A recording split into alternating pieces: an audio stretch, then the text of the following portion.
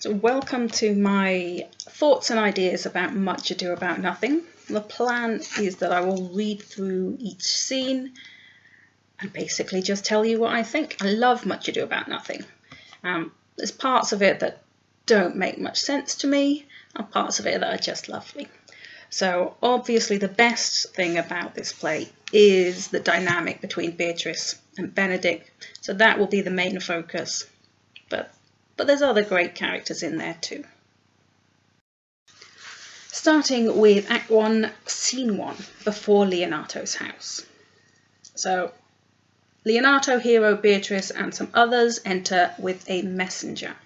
And Leonato starts. I learn in this letter that Don Pedro of Aragon comes this night to Messina. And the messenger says, he is very near by this. He was not 3 leagues off when I left him. How many gentlemen have you lost in this action? But few of any sort, and none of name. A victory is twice itself when the achiever brings home full numbers. I find here that Don Pedro hath bestowed much honour on a young Florentine called Claudio. Much deserved on his part, and equally remembered by Don Pedro, he hath borne himself beyond the promise of his age, doing in the figure of a lamb the feats of a lion. He hath indeed better bettered expectation than you must expect of me to tell you now. He hath an uncle here in Messina, will be very much glad of it. I have already delivered him letters, and there appears much joy in him, even so much that joy could not show itself modest enough without a badge of bitterness. Leonato says, did he break into tears? Then the messenger, in great measure. Leonato, a kind overflow of kindness. There are no faces truer than those that are so washed. How much better is it to weep at joy than to joy at weeping? So I think as a start, it sets the scene. There's not a huge amount to say at this point. We're introduced to the main characters. We know who Leonato is. We know who Don Pedro is. We know who Claudio is. And they all seem successful men. And by what's described here, likeable people. And then enters Beatrice. I pray you, is Signor Mountanto returned from the wars, or no? And the messenger, I know none of that name, lady. There was none such in the army of any sort. And Leonato puts in here, what is he that you ask for, niece? And Hero's input, my cousin means Signor Benedick of Padua. At which point the messenger can rejoin the conversation. Oh, he is returned, and as pleasant as ever he was. Beatrice replies, he set up his bills here in Messina and challenged Cupid at the flight, and my uncle's fool, reading the challenge, subscribed for Cupid and challenged him at the bird bolt. I pray you, how many hath he killed and eaten in these wars? But how many hath he killed? For indeed I promised to eat all of his killing. So now is where we are initially introduced to the fact that Beatrice and Benedick are familiar with each other. Her cousin clearly knows who she's talking about immediately.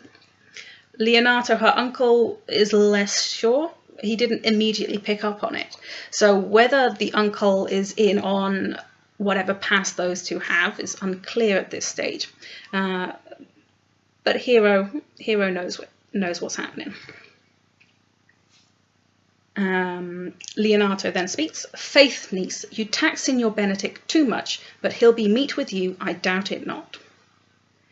The messenger. He hath done good service, lady, in these wars. Beatrice, you had musty victual, and he hath holp to eat it. He is a very valiant trencherman. He hath an excellent stomach. And so we're already getting into Beatrice just ripping into Benedick. He's not even there to defend himself at this point. She just likes to heap on sarcastic praise. And so the messenger continues the conversation. And a good soldier too, lady. So the messenger has not picked up on her insincerity. Beatrice then says, a good soldier to a lady. But what is he to a lord? "A lord to a lord, a man to a man, stuffed with all honourable virtues," replied the messenger. "It is so indeed. He is no less than a stuffed man. But for the stuffing, well, we are all mortal. You must not, sir, mistake my niece. There is a kind of merry war betwixt Signor Benedick and her. They never meet, but there's a skirmish of wit between them." To which Beatrice replies, "Alas, he gets nothing by that. In our last conflict, 4 of his 5 wits went halting off, and now is the whole man governed with one. So that if he have wit enough to keep himself warm, let him bear it for a difference between himself and his horse. For it is all the wealth that he hath left to be known a reasonable creature. Who is his companion now? He hath every month a new sworn brother." The messenger says, "It's possible." And Beatrice, "Very easily possible. He wears his faith, but as the fashion of his hat, it ever changes with the next block." And the messenger finally twigging here, "I see, lady, the gentleman is not in your books." Beatrice, "No, and he were, I would burn my study. But I pray you, who is his companion? Is there no young squarer now that will make a voyage with him to the devil?" Messenger says, "He is most in the company of the right noble Claudio." And then Beatrice, "O Lord, he will hang upon him like a disease. He is sooner caught than the pestilence, and the taker runs presently mad. God help the noble Claudio if he hath caught the Benedick. It will cost him £1,000 ere he be cured." I think what's quite telling in this whole first scene here is the only thing Beatrice has spoken about is Benedick.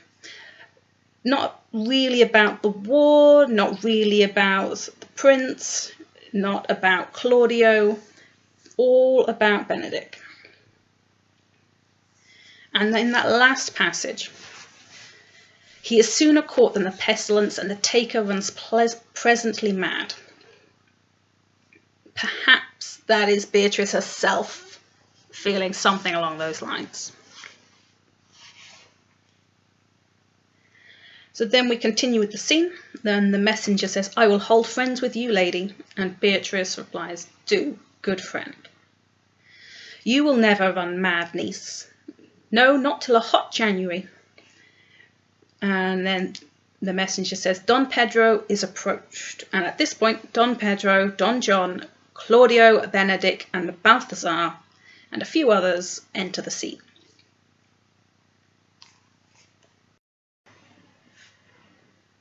Having now been introduced to the leading ladies of the play, we get to meet the men. And it is Don Pedro who speaks first.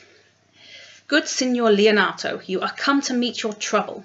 The fashion of the world is to avoid cost, and you encounter it." And Leonato replies generously, saying, "Never came trouble to my house in the likeness of your grace. For trouble being gone, comfort should remain. But when you depart from me, sorrow abides, and happiness takes his leave." So clearly these two know each other, and apparently get along well. They like each other. Don Pedro replies, "You embrace your charge too willingly. I think this is your daughter." So somehow, although Don Pedro and Leonato are acquainted, and we already know that Hero and Beatrice know Benedick, Don Pedro doesn't seem to know Leonato's daughter, Hero. So somehow that meeting hasn't taken place. But now it does. So Don Pedro said, "I think this is your daughter." And Leonato, "Her mother hath many times told me so." And here we hear from Benedick for the first time. "Were you in doubt, sir, that you asked her?" And Leonato's response, "Signor Benedick, no, for then were you a child." And Don Pedro joins in, "You have it full, Benedick. We may guess by this what you are, being a man. Truly the lady fathers herself. Be happy, lady, for you are like an honourable father." And so we get this first introduction to Benedick as him being this ladies' man, who would think nothing of taking another man's wife, of having an affair, of having a fling. So that's how he's being presented at this point. It's jokes, it's taken lightly, but that is the persona he is portraying at this point. And so we continue with Benedick speaking. If Signor Leonato be her father, she would not have his head on her shoulders for all Messina, as like him as she is. And then Beatrice joins in. I wonder that you will still be talking, Signor Benedick. Nobody marks you.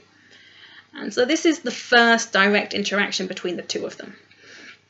Benedick was apparently speaking and not necessarily with anybody's particular attention, and Beatrice immediately jumps on that to start a fight, to start a quarrel, before they've even really spoken a word. And so it continues. Benedick replies, "What, my dear Lady Disdain, are you yet living?" And Beatrice says, "Is it possible Disdain should die while she hath such meat food to feed it as Signor Benedick? Courtesy itself must convert to disdain if you come in her presence." And then Benedick, "Then is courtesy a turncoat, but it is certain I am loved of all ladies, only you excepted. And I would I could find it in my heart that I had not a hard heart, for truly I love none." And Beatrice, "A dear happiness to women, they would else have been troubled with a pernicious suitor. I thank God and my cold blood I am of your humour for that. I had rather hear my dog bark at a crow than a man swear he loves me." And Benedick replies, "God keep your ladyship still in that mind, so some gentleman or other shall escape a predestinate scratched face." And I'll pause there. I mean, their bickering continues in a moment, but just to point out that although these two are fighting, they have essentially said exactly the same thing as each other. That they have no interest in marriage, no interest in having a partner, and they both are claiming that their hearts cannot be touched. So they are similar in many ways. And then Beatrice continues this little fight. "Scratching could not make it worse to a face such as yours." And Benedick continues, "Well, you are a rare parrot teacher." Beatrice says, "A bird of my tongue is better than a beast of yours." And Benedick, "I would my horse had the speed of your tongue, and so good a continuer. But keep your way, in God's name I have done." And Beatrice, "You always end with a jade's trick. I know you of old." So that marks the end of their first little fight. And it's so childish. I mean, scratching could not make it worse, 'twere such a face as yours were. I mean, it's basically just calling him ugly. And there's no evidence that he is ugly in any way. In fact, if ladies love him in general, then probably quite the opposite. So clearly these are not insults that are based in fact. They are just trying to wind each other up. So it's funny. They are clearly amusing themselves. I don't really read into it that there's any intent for the other person to feel injury at what they're saying, because it's so inaccurate, unfactual, infactual, non-factual, just not true. But that final bit from Beatrice, "You always end with a jade's trick." I had to Google what that was at one point, and I've forgotten entirely. But the point is, he's escaping this fight. He's almost declaring himself the victor and walking off before it can continue. And Beatrice not happy about that. She was apparently quite enjoying that little bickering session. And then that final phrase, "I know you of old." And this is the first time that Beatrice really talks about the fact that they knew each other in the past. There is something between them. There was something between them. And she's calling back onto that, reminding him of it. But apparently there's these two at this point then go in opposite directions. And Don Pedro reappears. That is the sum of all Leonato, Signor Claudio and Signor Benedick, my dear friend Leonato, hath invited you all. I tell him we shall stay here at the least a month, and he heartily prays some occasion may detain us longer. I dare swear he is no hypocrite, but prays from his heart. And Leonato then says, if you swear, my lord, you shall not be forsworn. To Don John he then says, let me bid you welcome, my lord. Being reconciled to the prince your brother, I owe you all duty. And Don John speaks. At this point, we aren't especially aware that he is a villain, that he is the bad guy. And so his very first line is, I thank you. I am not of many words, but I thank you. And we get nothing from that. I mean, what can you glean from those few words? So Leonato continues, please it your grace, lead on. And Don Pedro, your hand, Leonato, we will go together. So between Leonato and Don Pedro, there is apparently a good friendship, a great amount of respect. So we can see that those two are most likely going to be on the same page as each other. Will probably be in agreement. And then left behind, everyone else leaves at this stage, and Benedick and Claudio remain. So now we get to hear a discussion between Claudio and Benedick. And it's revealing both about Claudio and Hero's future, but also about Benedick and Beatrice. Despite it essentially being about Claudio here, we still glean all sorts of information about Benedick's ideas also. So Claudio speaks. Benedick, didst thou note the daughter of Signor Leonato? And Benedick replies, I noted her not, but I looked on her. Claudio then says, is she not a modest young lady? And Benedick gets straight to the point here. Do you question me as an honest man should do for my simple true judgment, or would you have me speak after my custom as being a professed tyrant to their sex? We get an idea at this point that Benedick is not necessarily who he presents himself as being. Do you question me as an honest man should do for my simple true judgment? So do you want my actual thoughts, the real truth? Or would you have me speak after my custom as being a professed tyrant to their sex? So Benedick is aware that in other people's eyes, that is his role. He is there to be this bachelor, this man who needs no woman, who is a professed tyrant to their sex, who will joke about them and not take any of them seriously. And so he doesn't know which one Claudio is wanting. Claudio is his friend, so it's possible that Claudio knows a little bit more about who he is behind that front that he puts up. And so he's asking Claudio which of those opinions he would like, his real one or the one that would be expected from his persona. And then Claudio replies, no, I pray thee speak in sober judgment. So apparently he does recognize that beneath Benedick's independent front, that there is a beating heart somewhere. And Benedick replies, why in faith methinks she too low for a high praise, too brown for a fair praise, and too little for a great praise. Only this commendation I can afford her, that were she other than she is, she were unhandsome, and being no other than as she is, I do not like her.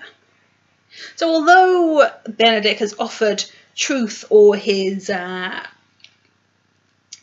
persona's response, and Claudio has actually said he would want the truth, somehow Benedick has fallen straight back into the part he has set for himself. So he's joking, he is vague, he is unhelpful at this point. And Claudio is unimpressed. Thou thinkst I am in sport. I pray thee tell me truly how thou likest her. And Benedick, still unwilling to participate here, says, "Would you buy her, that you inquire after her?" And Claudio replies, "Can the world buy such a jewel?" So here Claudio is revealing himself to be completely romantic. And Benedick, the complete opposite. "Yea, and a case to put it into. But speak you this with a sad brow, or do you play the flouting jack, to tell us Cupid is a good hair-finder, and Vulcan a rare carpenter? Come, in what key shall a man take you, to go in the song?" And so Benedick has assigned himself a role, and he's playing it. He wants to know where Claudio is on this. What should he be playing against? Who is his counterpart here? Is he serious? Is he sad? What exactly is going through Claudio's mind? So Benedick wants to play the part that Claudio wants him to play. He's trying to measure his responses against Claudio's requirements. And so Claudio says, "In mine eye, she is the sweetest lady that ever I looked on." And so now Benedick will speak. And this is one of my favourite parts here, because it's subtly slipped in. And Benedick says, and let's start with Claudio again, "In mine eye, she is the sweetest lady that ever I looked on." Benedick then replies, "I can see yet without spectacles, and I see no such matter. There's her cousin, and she were not possessed with a fury, exceeds her as much in beauty as the 1st of May doth the last of December. But I hope you have no intent to turn husband, have you?" And so here Benedick, despite his apparent disinterest in any sort of a relationship, and we are aware that Hero is considered pretty, young, attractive, Benedick still considers Beatrice to be far more beautiful. "Exceeds her as much in beauty as the 1st of May doth the last of December." And so we see that Benedick is not immune to Beatrice's beauty. And also that Benedick does not think much of matrimony. "But I hope you have no intent to turn husband, have you?" And Claudio replies, "I would scarce trust myself, though I had sworn to the contrary, if Hero would be my wife." These guys have literally been back with these people for, half an hour, and all of a sudden, out of nowhere, Claudio is talking about Hero being his wife. Now, I know, very, very common in any sort of screen or play or visual adaptation of these stories that romances take, moments. But this still seems pretty swift in terms of a play. Just been introduced to each other. Admittedly, they appear to have met previously, and all of a sudden, I want to marry this person who I've not actually spoken to in this play at all. So the relationship and the dynamic between Claudio and Hero is massively different to Benedick and Beatrice. So we continue here with Benedick's reply. "Is come to this in faith.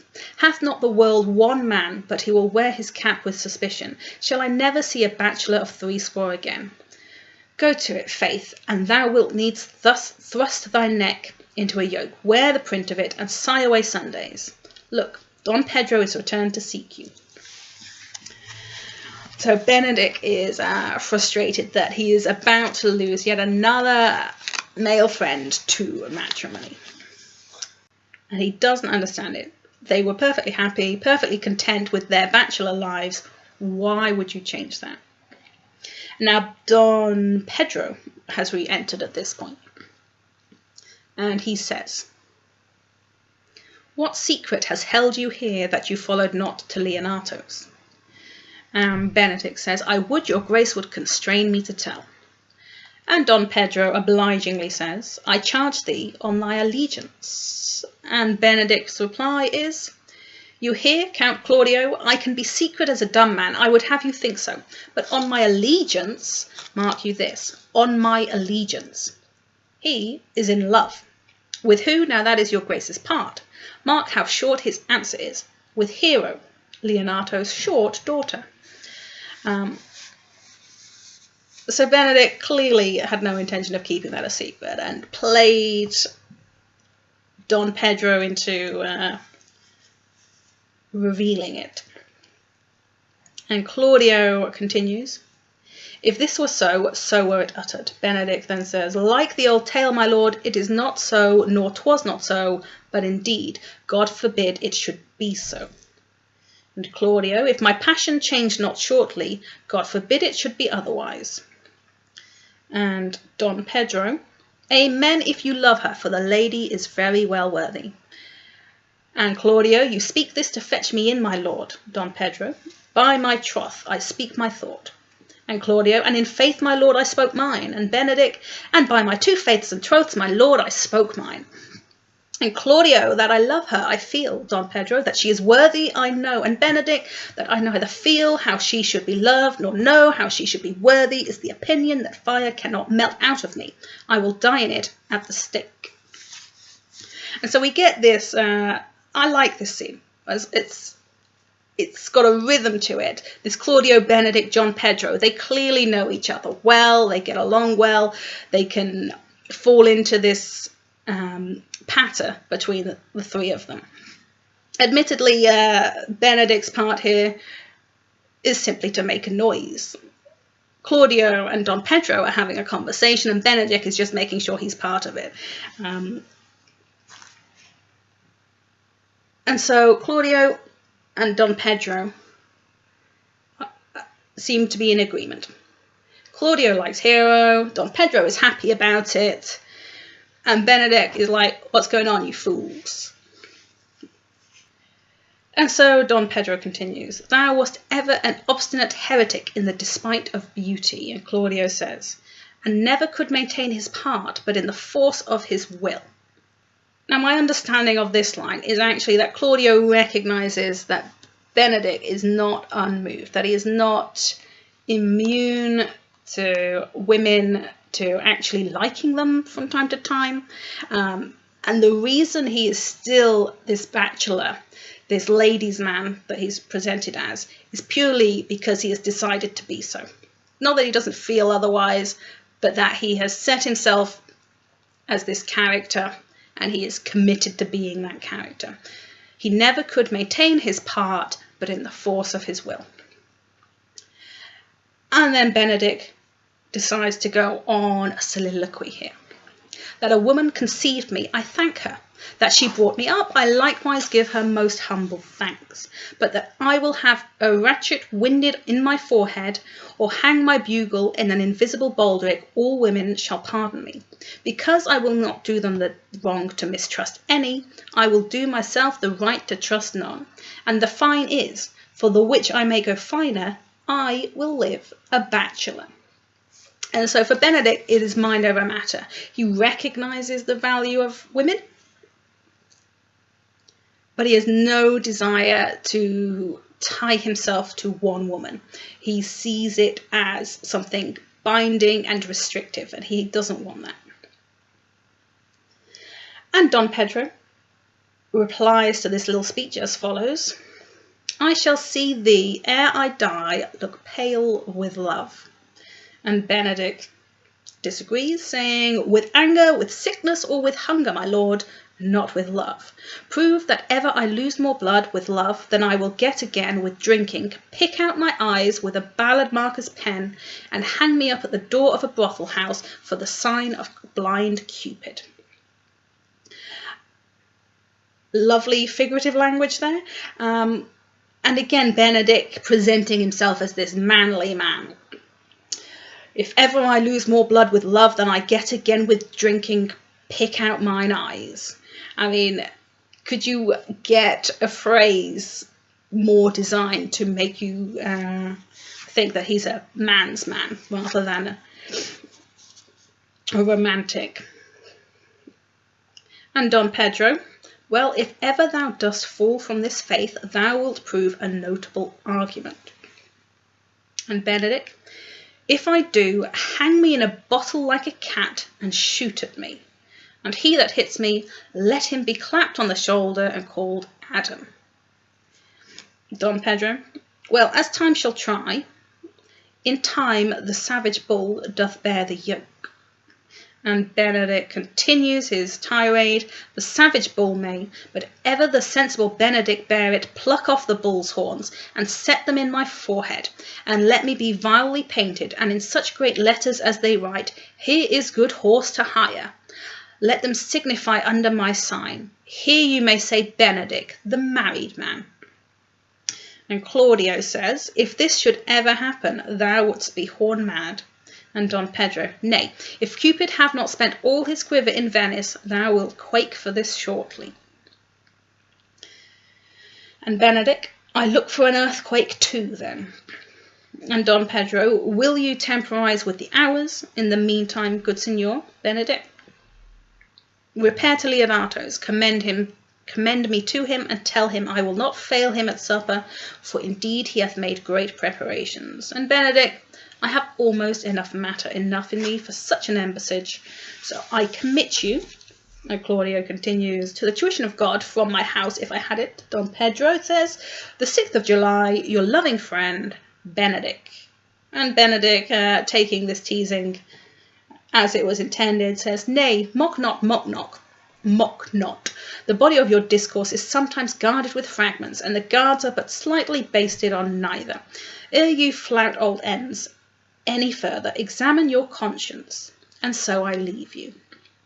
And again, the joy of this particular part of the scene is just that camaraderie between those three, that Benedick has set himself this position of I will never marry, and Claudio and Don Pedro tease him mercilessly. In fact, they all tease each other. And it's just good friendly banter at this point. And so at this point, Benedick leaves. And behind are left Claudio and Don Pedro. So now that Claudio and Don Pedro are alone, they can discuss Hero more. And so it starts with Claudio speaking. My liege, your highness now may do me good. And Don Pedro replies, my love is thine to teach. Teach it but how, and thou shalt see how apt it is to learn hard lessons that may do thee good. So apparently there's some sort of a mentee-mentor relationship between these two. Don Pedro being the powerful leader that he is, and Claudio being this up-and-coming young man who's doing well in his career. So Claudio then says, hath Leonato any son, my lord? And Don Pedro, no child but Hero, she his only heir. Dost thou affect her, Claudio? And Claudio goes on to say, O my lord, when you went onward on this ended action, I looked upon her with a soldier's eye, that liked but had a rougher task in hand than to drive liking to the name of love. But now I am returned, and that war thoughts have left their places vacant, in their rooms come thronging soft and delicate desires, all prompting me how fair young Hero is, saying I liked her ere I went to wars. And Don Pedro says, thou wilt be like a lover presently, and tire the hero with a book of words. If thou dost love fair Hero, cherish it, and I will break with her and with her father, and thou shalt have her. Was not to this end that thou beganst to twist so fine a story? Now before I continue for the last little bit of this scene, I just want to say how weird that is. Why would Don Pedro automatically assume that Claudio mentioning he likes Hero means that he wants Don Pedro to woo her for him? Now the only argument for it is that Claudio is not good with words or not good with people or is in some way deficient to do it himself. But there's no particular reason to think that. The way he spoke just to Don Pedro makes it appear that he's perfectly capable. The success he's had at war suggests he's perfectly capable also. And yet Don Pedro says, "Was not to this end that thou beganst to twist so fine a story?"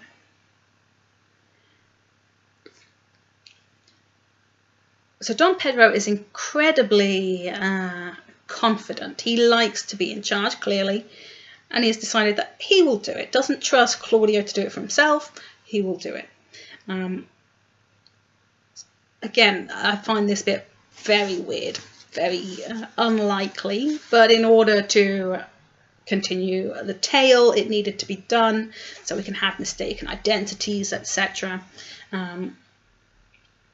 And going back to that first speech of Claudio's,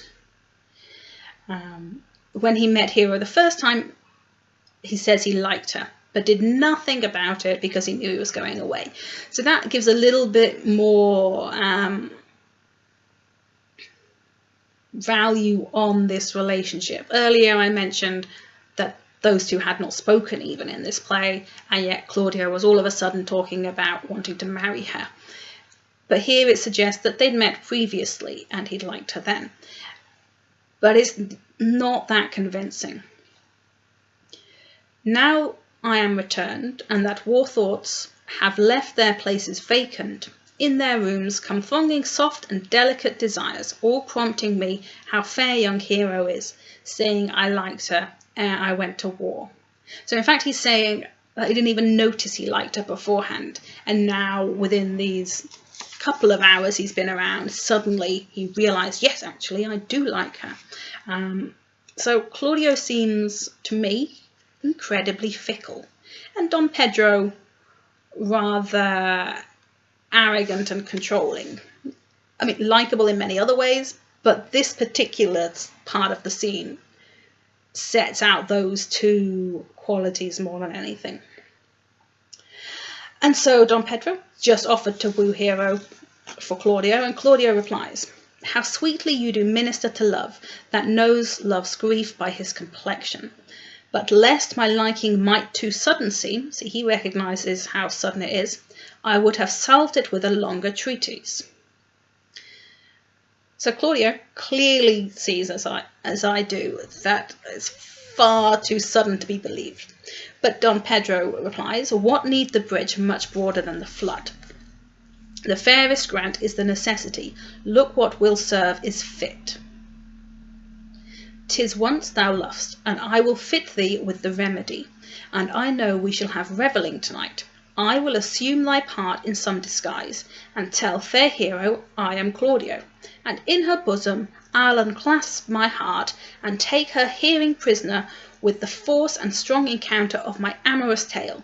Then after to her father will I break, and the conclusion is, she shall be thine. In practice, let us put it presently." So that is the end of scene 1. A strange end. Don Pedro is going to pretend to be Claudio and going to woo Hero and ensure that Hero will marry Claudio. Apparently nothing in it for Don Pedro at all. He's doing it purely out of love of his friend, possibly love of a game. And so this is the first disguise that we come to see. And again, I don't quite grasp why Claudio is unable to do this for himself. Why must Don Pedro pretend to be Claudio?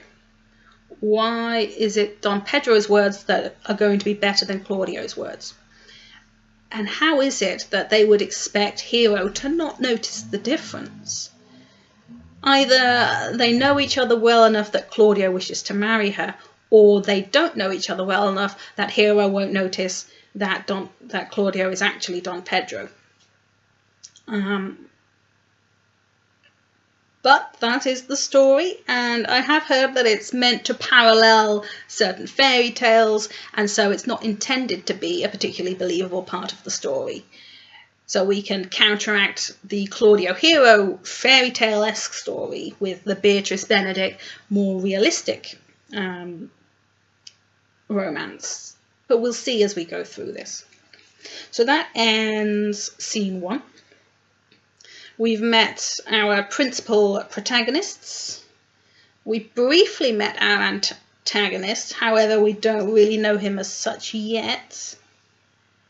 And we've been introduced to the first deception that is intended for the future.